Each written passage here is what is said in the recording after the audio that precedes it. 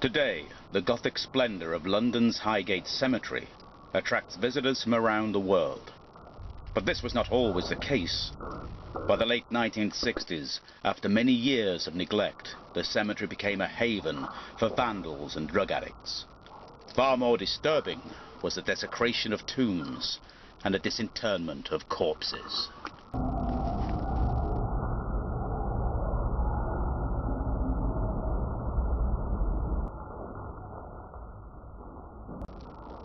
It was said that local devil worshippers were to blame for these terrible acts of desecration, and that their satanic rituals had awakened an evil entity that became known as the Highgate Vampire.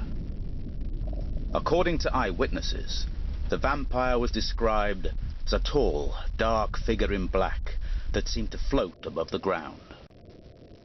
Such was the hysteria surrounding reports of vampirism that in the March of 1970, an estimated 100 people took part in a mass vampire hunt. They failed to find the creature, however, but many emerged from the hunt frightened and shaken, convinced they had seen something crawling in the dark. Here, in the Lebanon circle of vaults, situated in Highgate's Western Cemetery, is the tomb of the Victorian novelist Margaret Radcliffe Hall. Her once vandalized tomb had been used for satanic rituals. It was also suspected to be the lair of the vampire. The story of the Highgate Vampire reached its conclusion in 1974, when a vampire hunter claimed to have tracked the undead creature to a derelict Gothic mansion on the borders of Highgate. He claimed to have dispatched the vampire in the time-honored tradition by hammering a wooden stake through its heart. He then doused the remains in petrol and burned it to ashes, and so ended the reign of the infamous Highgate Vampire.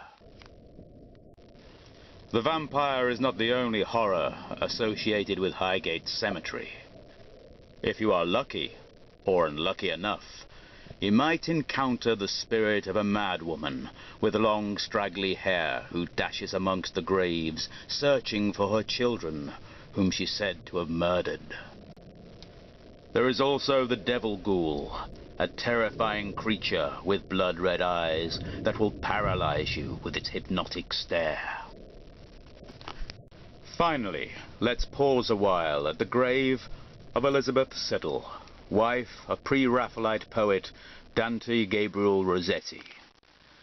When she died, a grief-stricken Rossetti placed a book of original love poems in his wife's coffin and entwined them in her lustrous red hair, requesting that the book be buried with her. 7 years later, however, Rossetti decided to publish his poems, but there was just one problem. They were buried with his late wife. Rossetti was granted permission to exhume her body. So on a cold night in the October of 1869, a fire was built by this graveside. The coffin was raised and the lid was opened. Rossetti removed the book from the locks of hair from which he had entwined it. The body of Elizabeth Eleanor Siddal was described as perfectly preserved, and still beautiful with a spectral halo about her. But when the book of poems was lifted, some of her hair came away in Rossetti's hands, and the body crumbled to dust on contact with the air. The experience haunted Rossetti for the rest of his days, and despite his hopes for secrecy, the incident soon became public. There is an interesting footnote to this macabre story.